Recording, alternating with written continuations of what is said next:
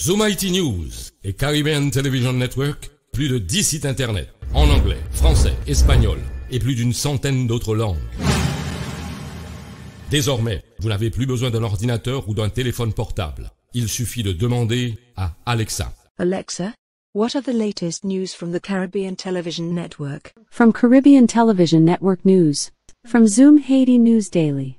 En Zoom Haiti News, français. En Zoom Haiti News espagnol. Caribbean Television Network, en français, anglais et espagnol. Vous pouvez aussi télécharger les applications de Zoom IT News en créole, français, anglais et espagnol. Visitez notre site internet sur www.caribbeantelevisionnetwork.com.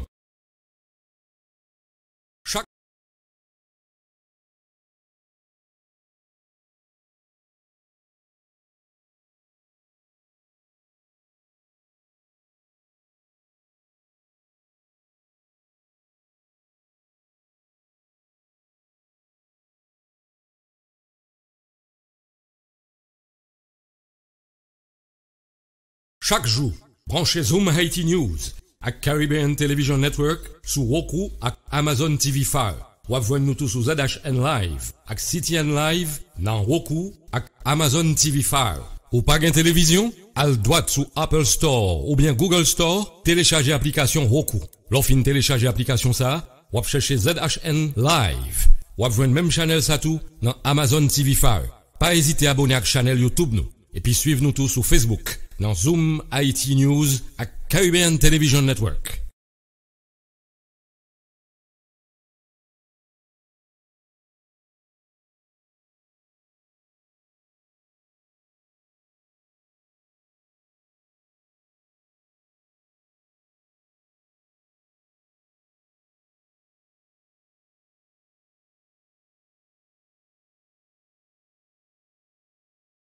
Alexa, what are the latest news from the Caribbean Television Network? From Caribbean Television Network News. Even in his inability to lead, Ariel Henry enjoys the support of the United States. From Zoom Haiti News Daily. The Assistant Secretary of State for International Narcotics and Law Enforcement Affairs, Todd D. Robinson, reiterated the United States' support for the Haitian government in the fight against insecurity. Zoom Haiti News, français. L'ex-ministre de l'Agriculture, des Ressources naturelles et du Développement rural, David Nicolas, est mort. En Zoom Haiti News espagnol. El gobierno de Biden agradece la colaboración de las autoridades haitianas en la gestión del expediente de migrantes irregulares devueltos al país.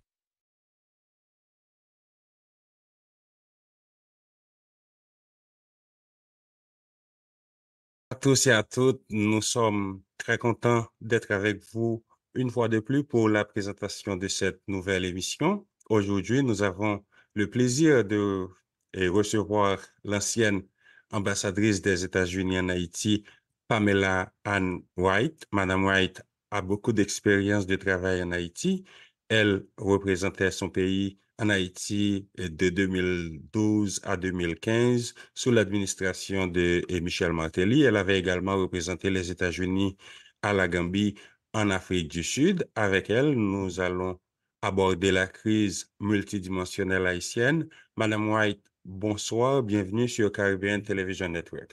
Y a-t-il quelque chose que vous aimeriez ajouter dans la présentation? Bien sûr. Comme vous savez, j'ai quelque chose à dire. Premièrement, la chose la plus importante pour moi maintenant est que Haïti, ils ont beaucoup de problèmes. Mais le problème le plus, sévère, le plus important, c'est il n'y a pas de nourriture, il n'y a pas de l'eau, il n'y a pas de choses nécessaires médicales. Et il y a une chose sûre et certaine que les États-Unis fait mieux que tous les autres pays du monde. Et ça, c'est il peut livrer le humanitarian assistance. Il fait ça mieux que tous les autres pays. Il y a les agences de développement international, USAID. J'ai travaillé pour USAID pendant 30 ans. Je le connais très bien. Ils ont des équipes, des experts qui ont fait exactement les opérations n'importe où dans le monde. Ils connaissent exactement qu'est-ce qu'on doit faire. Et aussi, il y a, bien sûr, le militaire. Notre militaire, c'est le meilleur du monde. même après le earthquake de 2010, ils étaient les premiers gens qui étaient sur le terrain. Ils ont beaucoup d'équipements. Ils peuvent livrer l'aide humanitaire. Je ne sais pas pourquoi. C'est à eux à le faire. Demain, après-demain, 48 heures, je ne sais pas, mais c'est ça que je voudrais cibler aujourd'hui. Il faut... Mais Madame White, dites-nous comment comprenez-vous la situation actuelle d'Haïti, la situation politique? Quelle lecture faites-vous? How do you understand it? Yeah, ouais, ça c'est difficile à comprendre quand vous êtes ici aux États-Unis et pas dans le milieu d'Haïti comme vous-même. Moi, je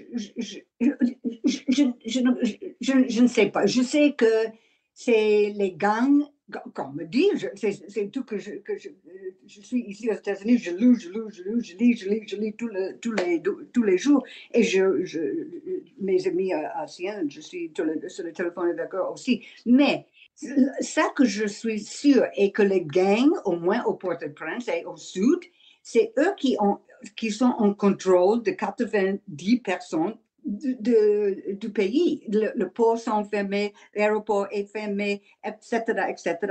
Et comme dans cette situation, il n'y a pas de gouvernement comme je vois. C'était fini il y a au moins deux années. Il y a un premier ministre, mais il n'était pas élu. Son terme était fini il y a 18 mois, quelque chose comme ça. Mais il n'y a pas un gouvernement, il n'y a pas les ministres qui fonctionnent, etc. Et moi, je ne sais pas comment on peut régler cette situation. Pour moi... Il y a quelques jours que vous avez participé à une émission. Vous pensez que le département d'État pourrait travailler avec des gens comme Guy Philippe et Jimmy Cherizier? Est-ce que vous pouvez nous donner beaucoup plus de détails pour travailler avec eux en tant que qui pour faire quoi?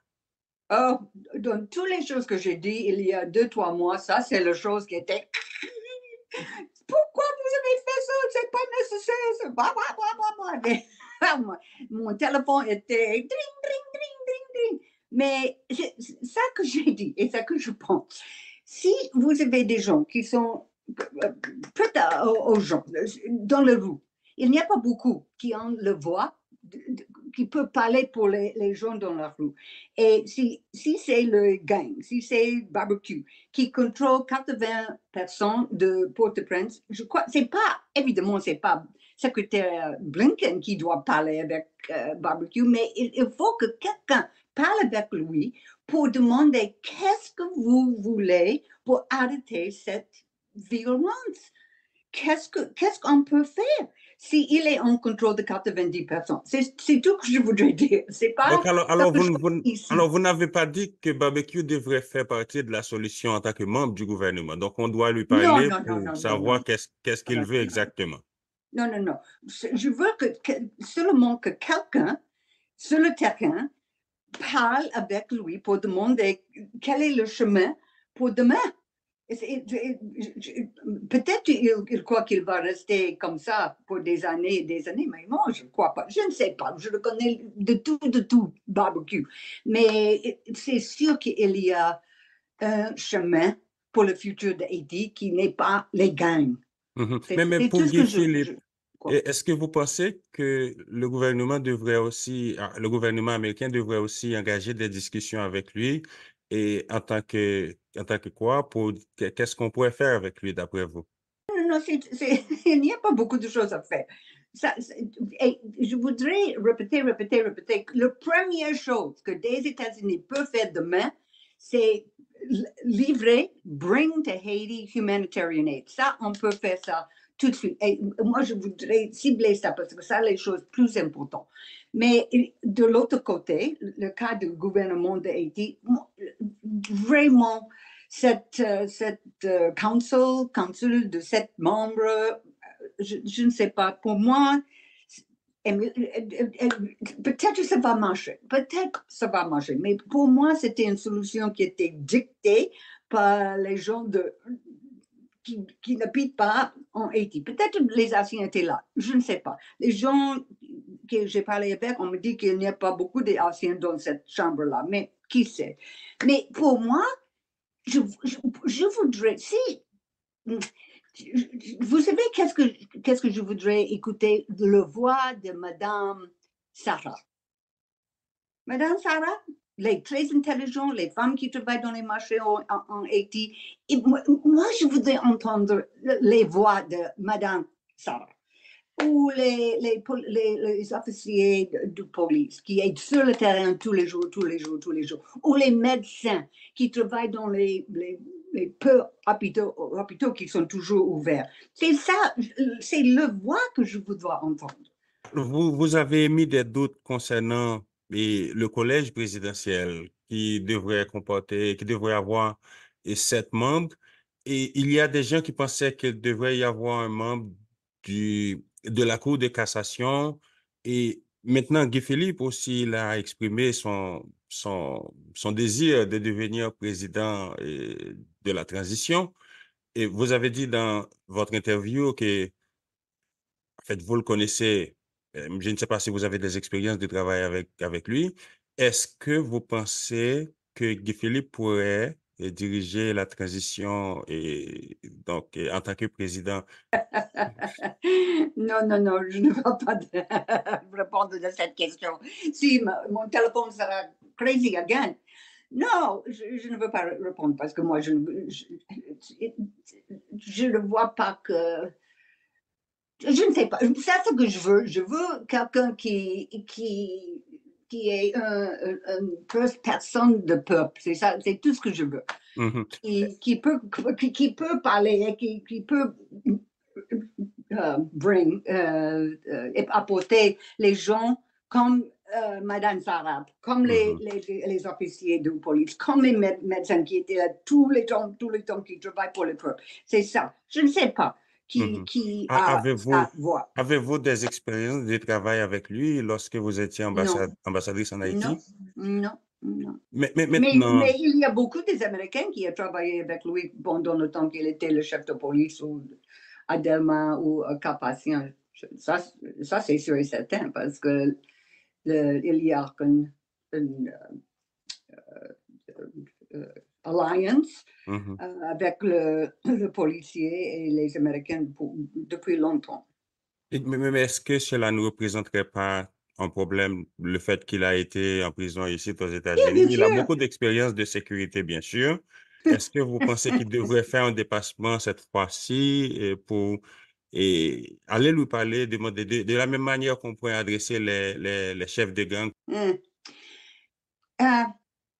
Vous savez que pendant longtemps, j'ai pensé que les États-Unis, nous étions ici dans la colline, mais maintenant je crois que peut-être nous ne sommes pas ici sur la tête de cette colline, nous sommes peut-être ici parce que si vous pouvez voir les politiques américains, je crois que le voir, c'est pas à nous à dicter à un autre pays, vous devez avoir cette personne ou cette personne. Et même dans les élections américaines pour les présidents, nous avons quelqu'un qui était déjà beaucoup de problèmes avec le judiciaire. Moi, je n'ai pas une voix. Vous pouvez dire ça. Non. Moi, je crois que c'est avoir tout le monde dans le cercle et écouter. C'est pas le temps de parler, mais écouter. Et pour les Haïtiens à le faire sans personne. Ce matin, j'ai lu... Donc, vous pensez que les États-Unis, cette fois-ci, devraient laisser Haïti et régler ses problèmes à elle seule? Parce que vous avez noté que les États-Unis, ils ont travaillé avec les tontons Macoute, les Duvalier et père et fils, et pour beaucoup de personnes, cela a contribué à détériorer la situation en Haïti. Donc, vous pensez que les États-Unis ont Est-ce que vous pensez que les États-Unis ont une certaine responsabilité dans la crise actuelle en Haïti? Oh, ça c'est difficile à dire. Peut-être on peut dire oui, bien sûr, l'histoire est longue et complexe, mais pour le moment, je crois que tout le monde doit demander aux États-Unis pour l'aide humanitaire. Pour moi, ça c'est la chose la plus importante pour le moment. C'est la crise politique, ça ne va pas régler demain ou après-demain ou même la semaine prochaine, je ne vois pas. Mais cette situation humanitaire, ça peut être réglé aussitôt que possible. Donc, vous pensez que la discussion entre le département d'État, la CARICOM, ça ne va pas vraiment changer la situation en Haïti selon vous? Pourquoi? Toujours un peu espoir, mais pour moi, ici, loin, j'ai pas beaucoup d'espoir pour un règlement de la situation politique avec cette coalition, whatever you call it. Alors, considérez vos expériences en Haïti. Vous avez travaillé avec l'USAID avant de devenir ambassadrice pendant environ 3 ans. Et le département d'État vous a consulté pour vous demander quelle devrait être l'approche à adopter cette fois-ci, on aimerait faire les choses et ne pas répéter les erreurs du passé. Qu'est-ce qu'on devrait faire? Quels seraient vos conseils? Well, je crois que la chose la plus importante est que les voix des peuples haïtiens est dans la salle pendant, je ne sais pas, 2, 3, 4 jours. Et je crois que c'est pas nécessaire d'avoir des Américains dans la salle. Je crois que c'est pas nécessaire d'avoir le core group dans la salle. Je crois qu'il faut avoir les gens dans la salle qui... Oui, mais Madame l'ambassadrice, pardonnez-moi de vous interrompre. Les États-Unis, le core group, ils ont toujours été dans la chambre de discussion. Ils ont engagé les discussions. Ils ont nommé Ariel Henry à travers un tweet lorsque nous avons eu les gens de l'accord de Montana qui trouvaient quelque chose. Il y a eu Claude Joseph qui était déjà au pouvoir. Ils ont décidé d'imposer Ariel Henry. Maintenant, c'est-à-dire le peuple haïtien ne souhaite vraiment pas que les États-Unis s'immiscent dans les affaires d'Haïti, mais ils sont en pleine émission. Maintenant, pour résoudre le problème, on a besoin d'une certaine collaboration des États-Unis puisqu'ils ils font partie du problème. Donc, puisqu'ils font partie du problème, suivant notre compréhension en Haïti, il doit quand même faire partie de la solution en quelque sorte, alors qu'on va essayer de résoudre le problème de manière haïtienne, mais les États-Unis doivent être là pour tout au moins corriger les erreurs qu'ils ont faites dans le passé. Non. Je crois vraiment qu'il faut une nouvelle solution, pas la même chose. Quelqu'un a dit que ce qu'on fait aujourd'hui, c'est le même vin dans les bouteilles anciennes. C'est encore la même chose. Peut-être que le vin est nouveau, mais les bouteilles, ils sont les mêmes. Et ça va goûter la chose. Si vous faites la même chose encore, qui n'a pas travaillé dans le passé, dans l'ancien, non. Il faut essayer quelque chose tout à fait différent qu'avant. Et pour moi, ça, c'est pour supporter un groupe, même, je ne sais pas supporter, mais les Haïtiens eux-mêmes peuvent organiser. Les Haïtiens sont très intelligents, vous-même et vos collègues et beaucoup d'autres qui sont là. Vous pouvez faire la différence et décider qui vous voulez d'être président dans le futur. Pas nous, mais vous. Et c'est quelque chose que nous trouvons très difficile à faire. Est-ce que vous avez quelques regrets de l'avoir fait, d'avoir quand même dicté quelques lois dans le passé lorsque vous étiez ambassadrice? Yeah, j'ai beaucoup de regrets. Qu'est-ce que toute mon carrière, j'ai beaucoup de regrets. Que peut-être je n'ai pas écouté moi-même. Et j'ai fait mieux l'année que j'étais là, mais que je n'ai pas écouté assez des peuples dans le rue, les peuples opposition, les femmes, pas les femmes ici, mais les femmes ici. Oui, ça c'est quelque chose que maintenant que je pense est de mon le temps que j'étais là, sûr et certain, c'est quelque chose que je n'ai pas fait et ça, c'est une mistake. Il y a des gens qui pensent que les États-Unis n'ont vraiment pas la volonté d'aider à résoudre les problèmes, que ce soit le problème humanitaire, que ce soit les problèmes de sécurité, parce que ils prennent pour exemple, le fait, par exemple, les États-Unis sont capables de téléguider des attaques de drones dans d'autres pays. Ils ont fait en Irak, dans d'autres pays, en Yémen. Maintenant, Haïti, c'est à quelques kilomètres des États-Unis. Comment est-il possible que les gangs règnent en maître et les États-Unis se trouvent incapables ou bien n'ont aucune volonté de nous aider lorsque nous les avons besoin le plus? Ouais, exactement, exactement, je ne sais pas. Le cas patient pour le moment est ouvert. C'est difficile, mais c'est toujours ouvert. On me dit qu'il n'y a pas beaucoup de violence là-bas. Si on peut faire les choses qu'ils ont fait, et avec raison, c'était bien, mais c'était très, très difficile à livrer la nourriture à Gaza. Et ils ont fait les choses incroyables. Pourquoi on ne peut pas faire la même chose en Haïti? Moi, je ne comprends pas du tout. C'est ça que je pousse. Maintenant, c'est la seule chose que je vais écrire des op-eds, je vais le faire ce matin, je vais téléphoner n'importe qui que je connais ici et là pour pousser ce point. Au moins, parce qu'il y a au moins 2 millions de personnes en Haïti qui n'ont rien à manger. Et même de l'eau, c'est presque fini. Avez-vous été consulté par le gouvernement sur la situation d'Haïti? Avez-vous été consulté récemment? Donc, est-ce que vous serez prêt à retourner en Haïti, à aider, cette fois-ci, essayer de corriger quelques... Je crois que personne va me téléphoner du gouvernement maintenant parce que j'ai parlé de choses qu'ils n'ont pas fait, les choses ici et là. Non, je crois que...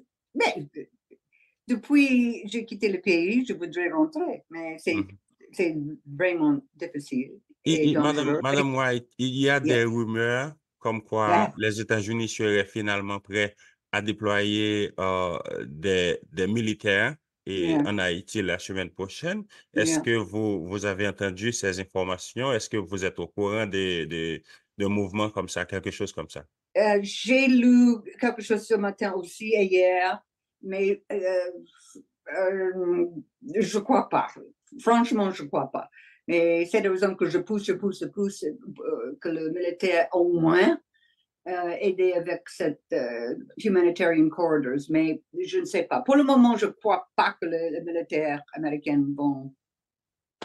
Mais vous pensez que ce serait nécessaire? Well, je ne suis pas... si on ne peut pas... Si ça continue... Il y a 2 années que c'est ça que je dis. Il faut que le militaire américain aide Haïti. Mais maintenant, je ne sais pas si il peut faire quelque chose... Parce qu'on ne veut pas que le militaire américain va en Haïti, avec les pistolets, etc. On ne veut pas plus de violence. Ça c'est pas du tout ça qu'on a besoin pour le moment. Mais je vois aussi, je vois que cette situation est très, très dangereuse pour les millions d'Haïtiens. Quelque chose doit changer. Je ne sais pas, c'est une question très difficile. Le moment que je pense, c'est ça, oui, mais le militaire américain dans le pays, mais je ne suis pas sûre si ça c'est la réponse. Mais je suis sûre que c'est la réponse pour l'aide humanitaire. Sur la situation du Premier ministre et démissionnaire Ariel Henry, il se trouve aux États-Unis depuis plusieurs semaines. On dit qu'il est détenu, qu'il est arrêté, qu'il est empêché. Qu'est-ce que votre compréhension de sa situation? Comment est-il possible qu'il soit retenu aux États-Unis, empêché de retourner en Haïti? Quelles sont les informations dont vous disposez concernant sa situation? Rien, je ne sais absolument rien. Mais comment De comprenez-vous? temps en temps, il dit que c'est moi qui va approuver les 7 membres de cette équipe de transition. C'est lui qui doit approuver ça? Je ne sais pas. Hier, on dit que he's resigned, mais 2 heures après ça, quelqu'un a dit, mais c'est lui qui doit approuver les membres de l'équipe de transition. Je ne sais pas. C'est foggy. Ça doit être clair, mais c'est pas clair. Mais il est sous la responsabilité de qui ici? Oui, j'ai demandé au FBI hier, est-ce qu'il a été arrêté comme les rumeurs ont fait quoi? Le FBI n'a ni confirmé ni démenti. Ils ont dit, ils m'ont envoyé au service secret. Mais comment est-il, dans votre expérience, est-ce que vous avez déjà vécu des situations des dignitaires étrangers et qui ont été retenus par le gouvernement américain ici aux États-Unis contre leur volonté? Je sais pas. Laisse-moi penser. Aristide, je crois, pendant une certaine période de temps, il était aux États-Unis. Quand il ne veut pas être là, je crois. Ça fait longtemps. Je ne sais pas qu'est-ce qu'ils font là-bas. Franchement, c'est pas une question que je peux répondre. OK. Mais y a-t-il une possibilité qu'il soit arrêté parce qu'il est accusé, je ne sais pas, c'est pas dans la question de l'assassinat de Jovenel Moïse. Maintenant, je ne suis pas en train de dire qu'il est coupable. C'est pas à moi de dire, c'est pas à vous non plus. Mais est-ce que vous pensez, le fait qu'il y a beaucoup de personnes qui ont été extradées vers les États-Unis pour leur implication présumée dans cet assassinat, vous pensez qu'il y a une possibilité que M. Henry soit au moins questionné par le FBI sur l'assassinat de Jovenel Moïse? Je crois qu'il y a une possibilité, c'est sûr. Je ne sais pas, mais il y a toujours une possibilité. Mais c'est une autre chose que je trouve très bizarre. Il y a quoi, 2 ans, presque 3 ans depuis cette assassination, et même aujourd'hui, tout le monde demande, mais c'était qui a organisé ça? C'est qui a payé? Pourquoi nous ne sommes pas au courant de cette situation? Je trouve ça franchement bizarre. Jusqu'à aujourd'hui, on dit, mais c'est qui a tué le président? C'est qui vraiment a payé pour ça? Moi, je trouve ça un peu bizarre entre nous. Mais il a quand même bénéficié de la protection des États-Unis pendant tout le temps. Il y a beaucoup de gens qui travaillaient pour le gouvernement américain, pour la DEA, FBI, qui sont impliqués. Maintenant, on ne sait pas s'il y a un procès équitable. Peut-être qu'on ne saura jamais qui est responsable. Mais est-ce que vous pensez que M. Henry se trouve en République dominicaine, à Porto Rico, juste parce qu'il y a un problème de vol en Haïti, ou bien il y a quelque chose qu'il doit gérer qu'il n'a pas encore géré? Franchement, je ne sais pas, mais c'était une grande question dans ma tête. Mais quelles sont vos théories, quelles sont vos tentatives de réponse? Je ne sais pas, mais c'est quelqu'un connaît quelque chose important. C'est très intéressant qu'il dit, mais c'est lui qui m'a payé, mais non, c'est pas lui, c'est docteur haïtien, non, c'est pas lui, c'est un Colombien, blablabla. Je ne sais pas, c'est quelque chose là que... Oui, mais comment comprenez-vous que c'est le secrétaire d'État, Anthony Blinken, qui lui a appelé en personne pour lui demander de remettre sa démission? Comment comprenez-vous cela? Donc, le secrétaire d'État affirme qu'il avait parlé au Premier ministre Ariel Henry et il avait sollicité la démission de M. Henry qui a accepté de donner sa démission. Comment comprenez-vous cette décision? C'est une sorte d'ingérence. Je n'ai qu'une idée qu'elle est dans la tête du secrétaire Blinken. Il a beaucoup de choses dans sa tête. Le pauvre, vraiment. Il a des cheveux gris maintenant. Mais, écoute, depuis au moins 2 ans, moi-même, j'ai écrit un article après un autre, pour dire que Henry Ariel il n'a pas autorités haïtiennes, pourquoi ils restent dans cette position quand ils n'ont rien? Et le peuple haïtien, ils ont tout décidé qu'ils ne veulent pas qu'ils restent dans ce rôle. Et après 2 ans et demi, avec le voix des Haïtiens, je sais que c'est le core group enfin qui a dit non, Henri Arias, c'est un bon homme, c'est un médecin, blablabla, il est intelligent. C'est vrai, tout ça. Mais depuis longtemps, il n'était pas le choix de peuple. Et je crois qu'enfin, c'est ça, ils ont décidé qu'Henri doit Beaucoup de gens aller. pensent en Haïti qu'il y a une sorte de complot américain contre Haïti parce qu'il ne serait pas possible qu'Haïti, à quelques kilomètres des États-Unis, donc on est en train de payer un prix extra.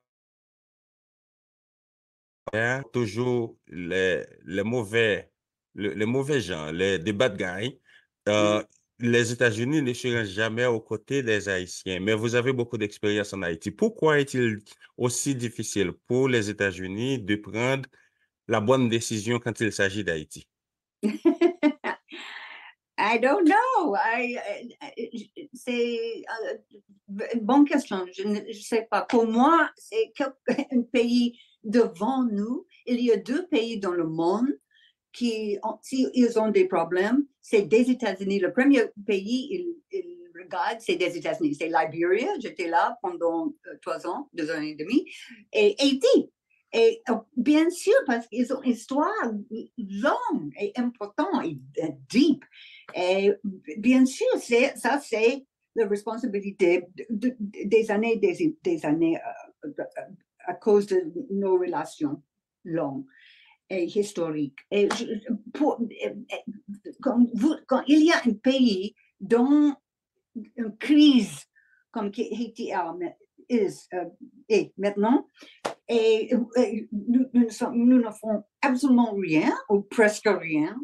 Avoir une réunion en Jamaïque, c'est une chose, mais il faut faire mieux. Il faut faire mieux. Beaucoup. Est-ce que vous regrettez d'avoir supporté le régime PHTK aveuglément et qui est quand même responsable en quelque sorte de la situation, qui a une certaine responsabilité dans cette situation où on se trouve maintenant? Non, je crois que je n'ai pas de regrets. Quand vous êtes ambassadeur, vous êtes là pour représenter, vous êtes le représentant de vos pays, de votre pays, des États-Unis. Et moi, je suis là de parler les mots de le président des États-Unis et les idées des États-Unis. C'est pas à un ambassadeur de dire cette président, je n'aime pas cette président. Il était élu. C'était à moi à essayer travailler avec cette administration. Si c'est bon, si c'est pas bon, il faut travailler avec l'administration qui était élue.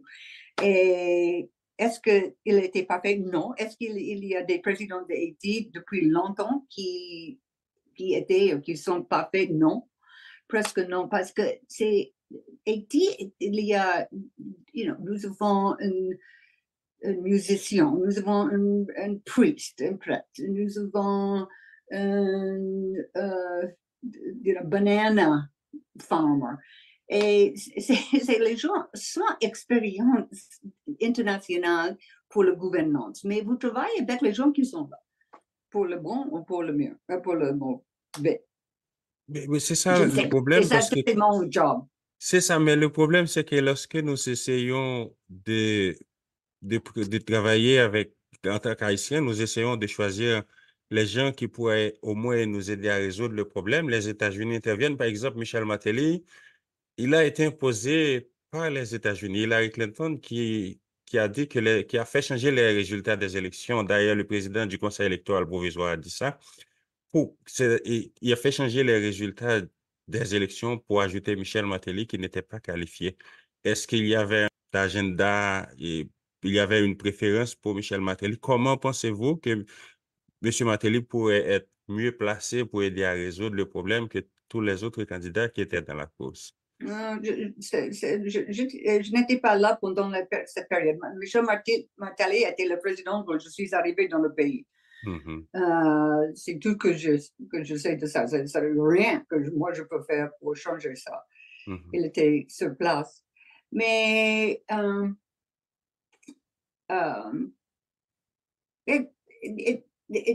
pendant même cette période de temps aussi, c'était encore le travail le plus important dans le pays pendant le temps que j'étais là, c'est pour travailler avec les gens qui travaillent sur le terrain après le earthquake, tremblement de terre. Ça, c'est la chose que j'ai voyagé partout dans le pays. Pendant cette période, au moins, moi, je peux voyager n'importe où que je veux. Jacmel, Cap-Haïtien, entre les deux. Et on dit que beaucoup de l'argent était perdu après le tremblement de terre. C'est vrai, sans doute, c'est toujours vrai que le développement, c'est difficile à voir exactement où tous les dollars vont. Mais de l'autre côté, on a fait beaucoup de choses aussi. On a construit beaucoup des écoles et des cliniques, etc. Ça, c'est pas important. Et il n'y a pas beaucoup de kidnapping. Moi, je vois, quand je suis arrivée là-bas, je me souviens qu'il y a peut-être 3 ou 4 par mois, et à la fin, il y a 1 ou 2 par mois, même si pas ça, il n'y a pas beaucoup de gens qui ont quitté Haïti pour aller aux États-Unis. C'était une période assez, avec un peu de l'espoir. Contre d'ici, aujourd'hui, il n'y a pas d'espoir. Tout est perdu presque. Et il faut que la communauté internationale au moins fasse quelque chose pour les pauvres haïtiens qui n'ont rien à manger. Mais la communauté internationale semble être maintenant fatiguée avec Haïti en fait, elle n'a plus l'intention d'aider, tout au moins, et c'est ce qu'on croit en Haïti. Pourquoi ce désengagement de la communauté internationale? Aujourd'hui, les États-Unis ne sont pas en mesure de réunir les 200 millions de dollars nécessaires pour le déploiement de la force multinationale. Le Canada n'a encore rien fait en termes de contribution monétaire. Est-ce que vous pensez que la communauté internationale est fatiguée avec Haïti, qui demande toujours, qui cherche toujours une solution internationale? Oh, j'espère que non, mais quand je vois que 1000 soldats ou whatever they are, police officers de Kenya, vont coûter 237 millions de dollars. 237 millions de dollars pour 1000 soldats. Ça, moi, je dis, au lieu de faire ça, prendre cet argent et donner l'aide humanitaire. Nous avons besoin de nourriture et l'eau et les équipements médicaux maintenant. Oubliez le 1000 soldats de Kenya et commencez avec ça. Vous et moi et tous les monde qui ont un petit voix, surtout vous, que votre voix est entendue pas beaucoup, plus que moi, c'est sûr. Il faut que c'est ça que nous dites chaque jour. Donc, vous pensez que maintenant, les problèmes des gangs, les questions de sécurité, et résoudre le problème humanitaire, c'est bien, mais et la question de sécurité, vous pensez que les États-Unis, la communauté internationale devrait supporter la PNH, la police nationale d'Haïti, au lieu d'investir 300 millions de dollars pour une force internationale? Donc, vous pensez que la police haïtienne pourrait, à elle seule, gérer le problème des gangs si elle avait les moyens nécessaires? Je ne sais pas, il faut demander à eux, mais pendant le temps que j'étais là, la police haïtienne était formidable, bien équipé, bien equipped. They looked good, they acted good. It's peut-être 9 000, 10 000 pendant cette période. Maintenant, on me dit qu'il y a 5 000. On me dit que 1500, 1600, ils ont allé aux États-Unis avec cette visa spéciale de Biden. Et je ne sais pas, qu'est-ce qu'ils ont besoin maintenant? Moi, je ne suis pas sûre, mais je crois que c'est équipement, je crois que c'est les fusils et ammunition, etc., etc. Mais je ne suis pas...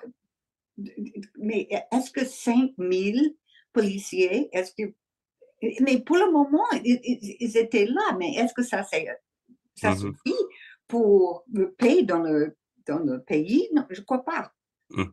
Maintenant, Madame White, qu'est-ce que vous pensez de la classe politique haïtienne? Vous avez certainement beaucoup d'expérience, vous avez côtoyé des gens en Haïti et beaucoup de membres de la classe politique et ils sont toujours sur le terrain. Est-ce que vous identifiez quelques éléments de la classe politique haïtienne? Vous pensez que ces groupes-là, ils ont la capacité de proposer quelque chose, une solution haïtienne? Qu'est-ce que vous pensez de la classe politique haïtienne que nous avons aujourd'hui? Oui, parce que il y a quelques jours que j'ai dit quelque chose que les gens avec les grandes villes à Pétionville, ils doivent rester pour le moment calme et laisser les autres faire le choix pour le représentatif pour le futur. Et j'ai beaucoup des amis en Haïti que j'adore, qui habitent les maisons en Pétionville. Et ils sont très intelligents, ils aiment le pays. Mais franchement, je crois, pour le moment, il faut que nous avons les new faces, quelqu'un complètement différent, intelligent, qui était à l'école ou non, comme tu dis, je préfère penser avec Madame Saka, mais il faut un new face, quelqu'un tout neuf. C'est ça que je préfère. Je voudrais voir quelqu'un sur le télé, je ne sais pas de tout cette personne. Ça, c'est quelqu'un tout à fait nouveau. Ça, c'est ça que je voudrais voir. Quelqu'un qui peut d'être un bon représentatif des peuples. Beaucoup de gens en Haïti, on va finir avec M. Philippe, pensaient que vous étiez en train de verser de l'huile sur le feu lorsque vous avez parlé de Guy Philippe et barbecue. Je vous donne la possibilité de clarifier cette déclaration que vous avez d'ailleurs expliquée au début de l'interview. Mon téléphone était crazy. Non. Je veux seulement dire qu'il faut parler avec les bad guys. C'est tout que je voudrais dire. Pas le secrétaire de l'État, pas les grandes personnes, mais quelqu'un de le core group, quelqu'un, je ne sais pas exactement, mais il faut parler même avec les bad guys. C'est quelque chose, moi, je crois que c'est absolument nécessaire. Si c'est moi, non, c'est pas moi. Moi, je quelqu'un ici, rien. Je ne suis pas une personne d'importante de tout. Mais ils ont quelque chose à dire.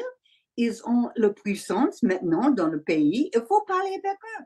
Est-ce que vous pensez qu'il est trop facile, que les États-Unis ont commis une erreur en laissant des armes entrer en Haïti sans contrôle, facilement? Est-ce que vous pensez qu'il devrait y avoir un meilleur contrôle sur les armes pour que il y a des armes de guerre que la police nationale n'est pas autorisée à manier, mais pourtant qui se trouvent entre les mains des gangs maintenant? Je ne sais pas, peut-être, comme on dit que the horse already left the barn, parce qu'il y a des Uzi partout en Haïti. Mais c'est toujours une question, qui a payé pour tout ça? Qui a beaucoup de l'argent? Maintenant, on me dit que les gangs ils ont assez de l'argent à cause de kidnapping. Mais vraiment, au commencement, il y a quelqu'un qui a payé les gangs il peut acheter tous ces fusils qu'ils ont maintenant. Quand vous regardez les gangs dans les rues, ils sont bien habillés, ils ont beaucoup d'armes, ils ont même les véhicules. Qui a payé pour tout ça? Et ça, c'est pour moi la question très importante et quelqu'un doit demander cette question au plus. Comment vous voyez Haïti dans les prochaines 5 années à venir? Comment vous voyez Haïti? Est-ce que vous voyez la crise et les problèmes de sécurité résolus? Est-ce que vous pensez qu'il y a une possibilité qu'on retourne à la normale en Haïti? Oh, bien sûr, bien sûr, bien sûr, bien sûr. Il faut avoir cet espoir parce que c'est mes amis. C'est le pays, j'étais là pendant 8 ans de mon carrière, tout de any other country. Et oui, je vois, il faut. Mais comme même Liberia, j'étais là avec président Sirleaf et ambassadeur Linda Thomas Greenfield. And c'était très difficile. C'était un pays complètement in tatters, complètement ruined. Et même peu par peu, ils ont trouvé un moyen pour établir un pays qui peut fonctionner au moins, avec du paix. Oui, et Haïti peut le faire aussi. Mais au moins, commencez, s'il vous plaît, avec l'aide humanitaire. Donc, comment pensez-vous que l'aide humanitaire devrait être distribuée maintenant? La formule de Gaza ou bien déployer des militaires pour distribuer de l'aide? Qu'est-ce que vous pourrez... Il faut une combinaison avec USAID, World Food Program, qui connaît bien comment distribuer la nourriture et de l'eau en Haïti. Le World Food Program, ils sont les meilleurs du meilleur. Et si ils travaillent ensemble, ils peuvent le faire. Mais il faut la sécurité. Ça, c'est la raison que le militaire américain doit être là pendant 3 mois, peut-être, pour un peu livrer les choses nécessaires pour les pauvres, les plus pauvres Haïtiens. Demain, après. Merci infiniment, Madame White. Ça a été un plaisir. Merci à vous. Merci infiniment d'avoir été avec nous pour la réalisation de cette interview avec l'ancienne ambassadrice des États-Unis en Haïti, Pamela Ann White. Pamela White qui a servi en Haïti pendant plus de 8 ans et elle était ambassadrice des États-Unis en Haïti de 2012 à 2015 sous l'administration de Michel Martelly. Vous pouvez continuer à supporter Caribbean Television Network, à regarder nos contenus sur YouTube, sur Facebook, sur Roku, Amazon Fire TV et surtout visiter notre site internet ctninfo.com. Merci infiniment. C'était avec vous Emmanuel Paul. À la prochaine. Vous voulez toujours être informé sur ce qui passe en Haïti tant qu'à l'étranger? Un seul rendez-vous. Zoom Haïti News à Caribbean Television Network.